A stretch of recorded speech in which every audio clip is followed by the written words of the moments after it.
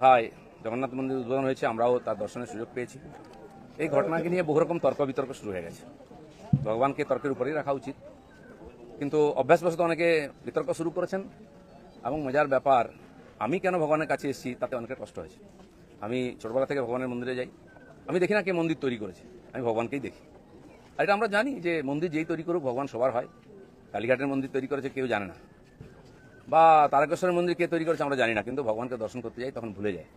রাম মন্দির কে তৈরি করেছে সেটাও লোকে ভুলে যাবে, কিন্তু রামকে মনে রাখবে।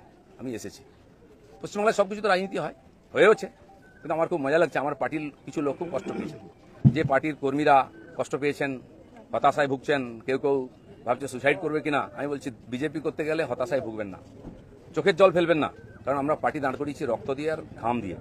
সেন বিজেপির কর্মীরা পেছনে তাকায় না, ভয় পায় না, সন্দেহ করে না। যতদিন আমার মনের মধ্যে, আমাদের কর্মীদের মধ্যে সন্দেহ ছিল না, বিভেদ ছিল না, পার্টি এগিয়েছে। যেদিন থেকে এই ধরনের অপসংস্কৃতি ঢুকেছে তখন থেকে পার্টি পিছোচ্ছে। দিলীপ ঘোষ 42 বছর ধরে ঘরবাড়ি ছেড়ে সমাজের কাজ করছে, 10 বছর রাজনীতি করছে।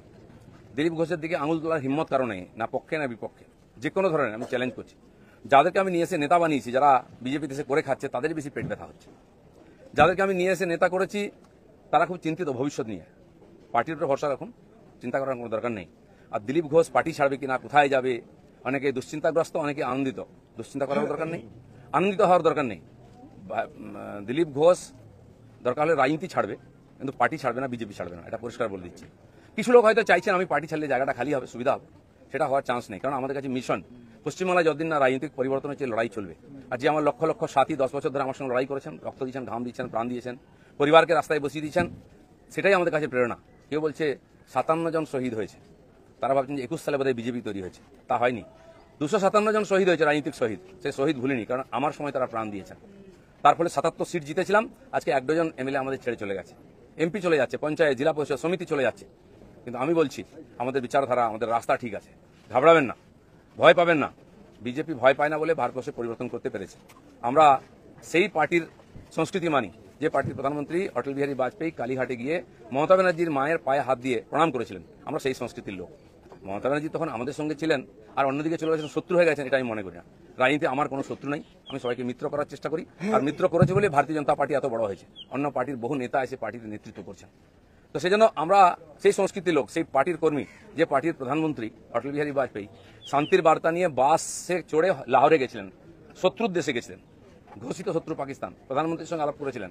ফিরে আসার পরে পাকিস্তান আক্রমণ করেছিল, কার্গিল যুদ্ধ হয়েছিল, অটল বিহারীর হাত কাঁপেনি, মিরাজ পাঠিয়ে দিয়ে, সেনা পাঠিয়ে দিয়ে সমস্ত বাংকার গুঁড়িয়ে দিয়েছিলেন। আমরা সেই সংস্কৃতি, এটা ভারতের সংস্কৃতি, এটা বিজেপি সংস্কৃতি। আমার প্রধানমন্ত্রী নরেন্দ্র মোদী, তিনি নওয়াজ শরীফের বাড়িতে বিয়েতে নেমন্ত্রণ রক্ষা করতে গেছিলেন, কোনো প্রোটোকল মানেননি, আশীর্বাদ করেছিলেন মেয়েকে। কিন্তু তারপরে পাঠানকোট হয়েছিল, পুলওয়ামা হয়েছিল, কিন্তু নরেন্দ্র মোদী সার্জিক্যাল স্ট্রাইক করতে, এয়ার স্ট্রাইক করতে পিছিয়ে যাননি, কারণ এটাই বিজেপি, এটাই ভারতীয় সংস্কৃতি। সেজন্য আমরা যেন আমাদের পরিচিতি না ভুলে যাই। আমার পাড়ায় বিয়ে হচ্ছে টিএমসি নেতার বাড়িতে, সে টিএমসি করে বলে তার বাড়িতে আমি বিয়েতে যাব না। এই ধরনের জঘন্য নিম্ন রুচির রাজনীতি দিলীপ ঘোষ করে না, করবেও না, এটা আমি ঘৃণা করি। আমার বাড়ির জামাই যদি অন্য পার্টি করে, সেই মেয়ের বাড়ি আমি যাব না, এই রাজনীতি দিলীপ ঘোষ করে না, করবে না। যারা করতে চাইছে এটাকে, বিজেপিকে এই অপসংস্কৃতি আনতে চাইছে, তারা বিজেপি জানে না, তারা বিজেপি জানে না, তারা দিলীপ ঘোষকে চেনে না, এর পিছনে কত ত্যাগ তপস্যা আছে জানে না। যারা 21 সালে এসছে, 20 সালে বিজেপিতে এসছে না, তারা বিজেপি বুঝতে পারবে না। কেউ কেউ আরএসএস দেখাচ্ছে, কেউ কেউ হিন্দুত্ব বোঝাচ্ছে। দিলীপ ঘোষকে হিন্দুত্ব বোঝাবেন না। আমার কাটলে গায়ে হিন্দুর রক্ত বেরোবে, বিজেপির রক্ত বেরোবে। বাকিদের গায়ে কি রক্ত আছে আমি জানি না, কারণ বহু জায়গায় ঘুরে এসছেন তারা। কে বড় বড় কথা কারা বলছে? যারা মমতা ব্যানার্জির আঁচলের তলায় থেকে নেতা হয়েছে।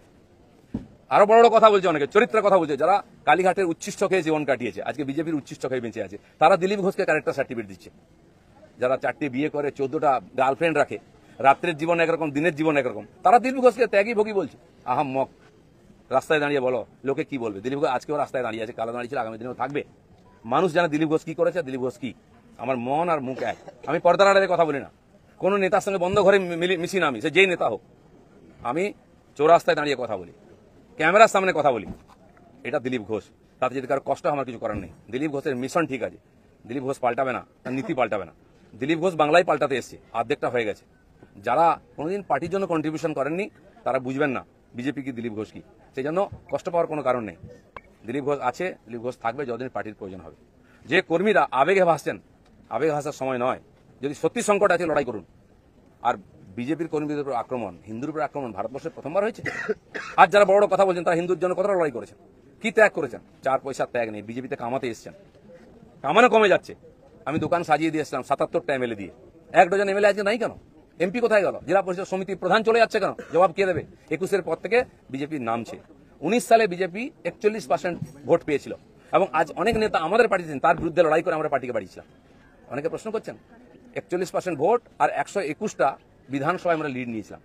5 বছর পরে 24 সালের ইলেকশনে সেই ভোট 39% নেমেছে আর 91টা বিধানসভায় আমরা লিড পেয়েছি। পার্টি এগোচ্ছে না পিছোচ্ছে? আমরা হার জিততে ভুলে গেছি 21 সালের পরে।